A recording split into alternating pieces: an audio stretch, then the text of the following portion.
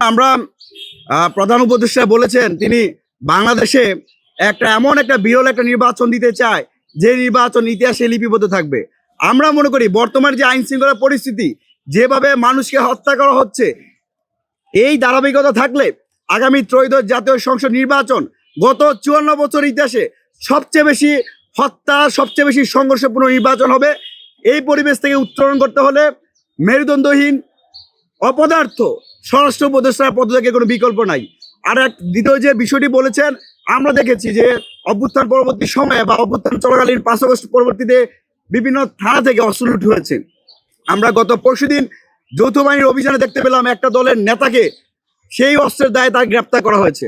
আমরা সেনাবাহিনীর প্রতি আহ্বান জানাই, যারা এখনো সেই অস্ত্র লুটের সাথে জড়িত, অস্ত্র লুটগুলো যারা উদ্ধার করতে পারে নাই, এই জন্য যেন অপারেশনগুলো আরো জোরালোভাবে করা হয়। এর কারণে আমরাও মনে করি আপনাদের মতো করে যে গুলি করে হত্যা করা, এত পরিমাণ অস্ত্র থানা থেকে লুট হয়েছে, সেই লুট করা অস্ত্রের মধ্যে দিয়েই আজকে মানুষকে হত্যা করা হচ্ছে।